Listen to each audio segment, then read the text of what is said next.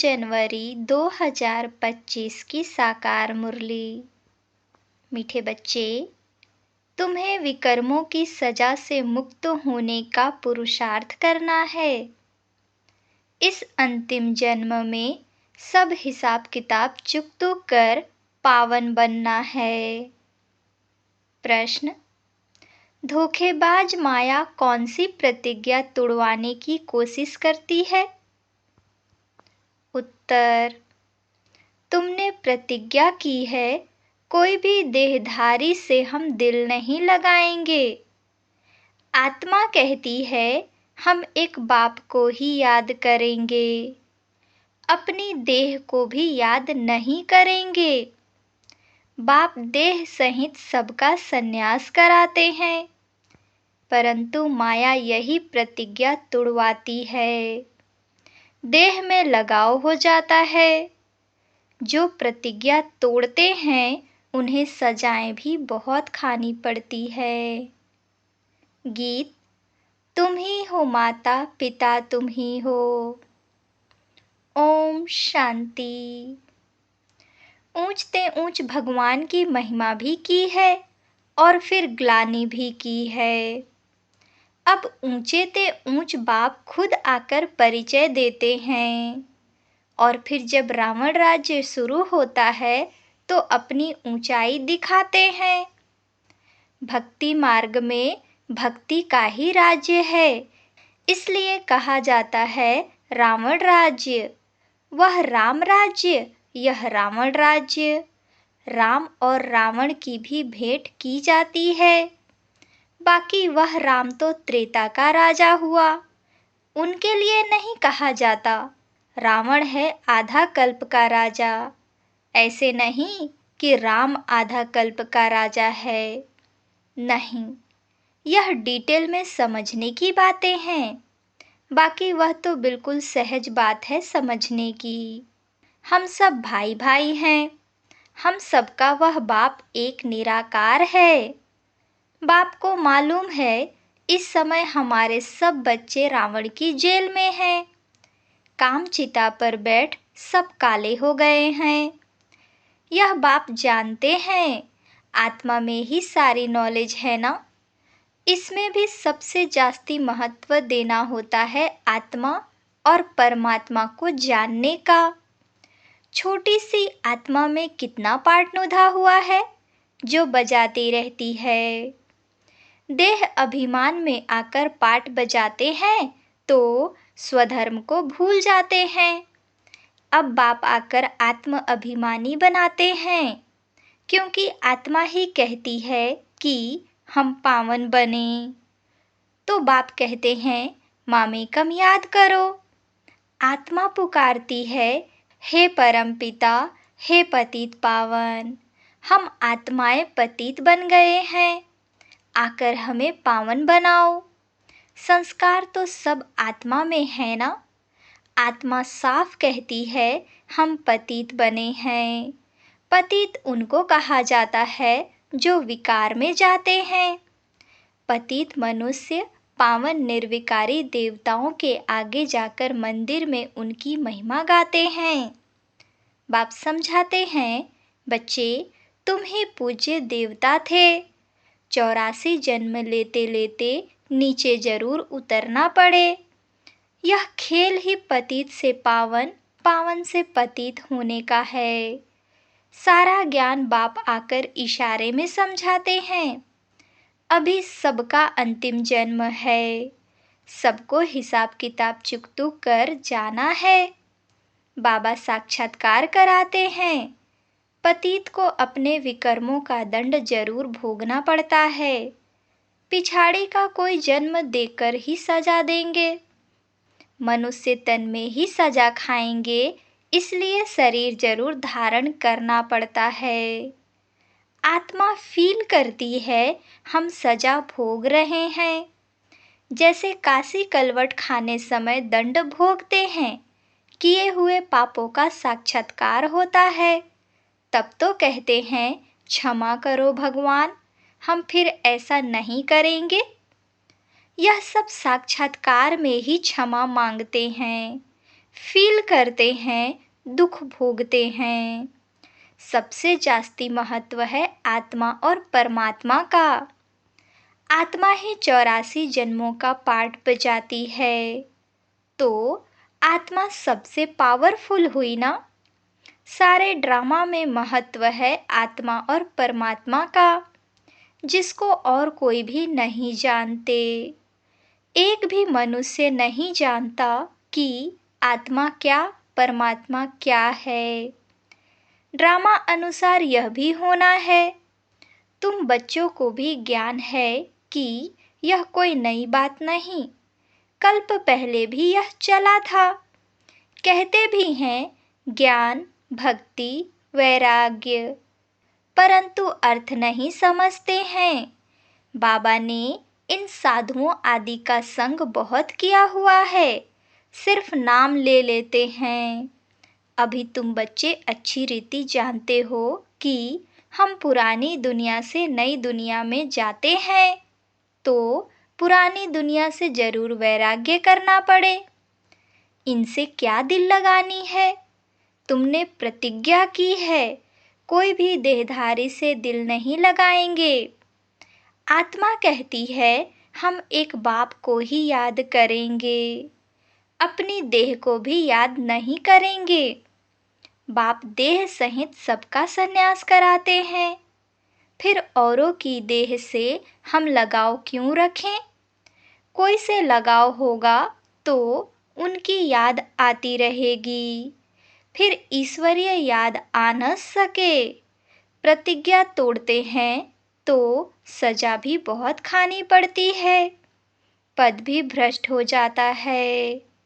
इसलिए जितना हो सके बाप को ही याद करना है।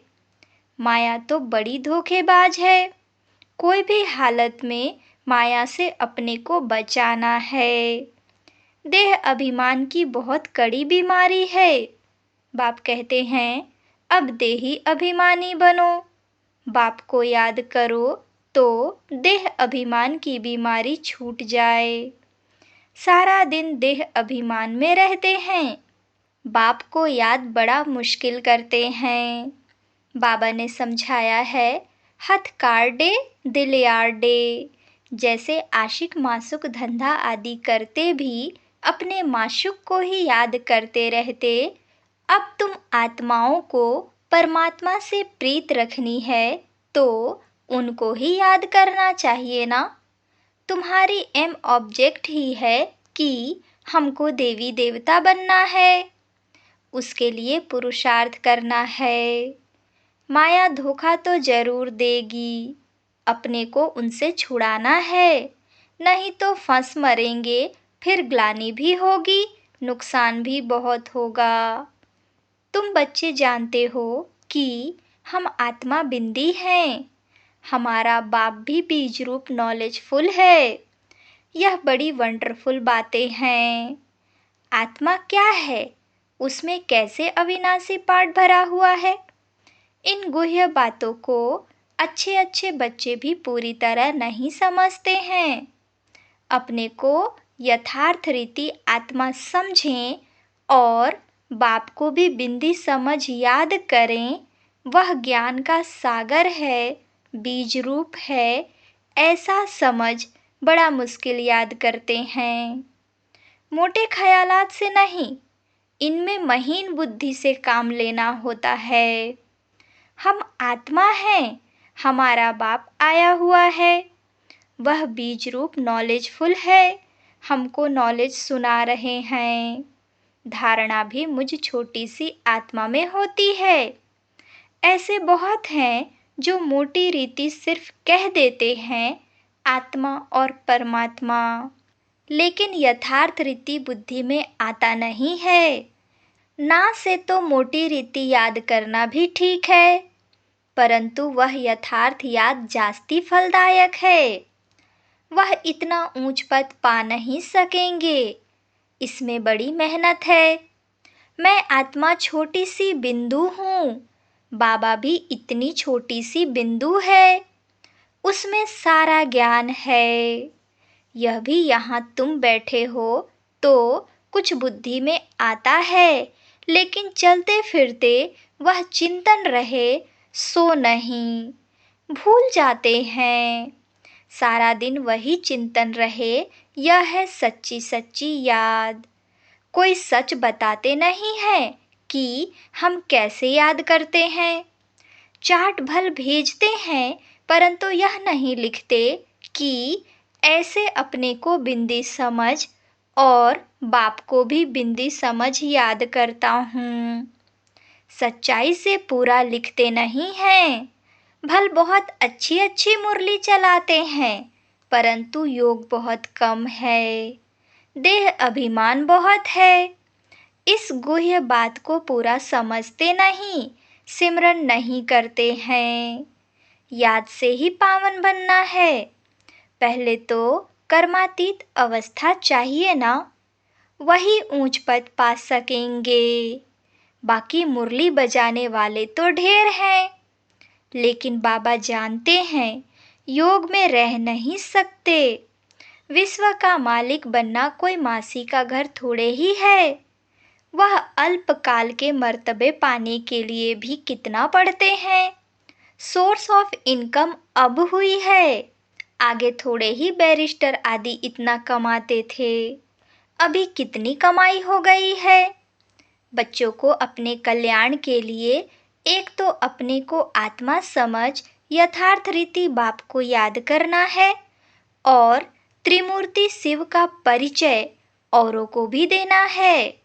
सिर्फ शिव कहने से समझेंगे नहीं, त्रिमूर्ति तो जरूर चाहिए। मुख्य है ही दो चित्र, त्रिमूर्ति और झाड़। सीढ़ी से भी झाड़ में जास्ती नॉलेज है। यह चित्र तो सबके पास होने चाहिए। एक तरफ त्रिमूर्ति गोला, दूसरे तरफ झाड़। यह पांडव सेना का फ्लैग झंडा होना चाहिए। ड्रामा और झाड़ की नॉलेज भी बाप देते हैं। लक्ष्मी नारायण विष्णु आदि कौन है, यह कोई समझते नहीं। महालक्ष्मी की पूजा करते हैं, समझते हैं लक्ष्मी आएगी। अब लक्ष्मी को धन कहाँ से आएगा। 4 भुजा वाले 8 भुजा वाले कितने चित्र बना दिए हैं, समझते कुछ भी नहीं। 8-10 भुजा वाला कोई मनुष्य तो होता नहीं, जिसको जो आया सो बनाया, बस चल पड़ा। कोई ने मत दी कि हनुमान की पूजा करो, बस चल पड़ा। दिखाते हैं संजीवनी बूटी ले आया, उसका भी अर्थ तुम बच्चे समझते हो। संजीवनी बूटी तो है मन मना भव। विचार किया जाता है जब तक ब्राह्मण न बने, बाप का परिचय न मिले, तब तक वर्थ नॉट ए पेनी है। मर्तबे का मनुष्यों को कितना अभिमान है, उन्हों को तो समझाने में बड़ी मुश्किलात है। राजाई स्थापन करने में कितनी मेहनत लगती है। वह है बाहुबल, यह है योग बल। यह बातें शास्त्रों में तो है नहीं। वास्तव में तुम कोई शास्त्र आदि रेफर नहीं कर सकते हो। अगर तुमको कहते हैं तुम शास्त्रों को मानते हो, बोलो हाँ, यह तो सब भक्ति मार्ग के हैं, अभी हम ज्ञान मार्ग पर चल रहे हैं। ज्ञान देने वाला, ज्ञान का सागर एक ही बाप है। इनको रूहानी ज्ञान कहा जाता है।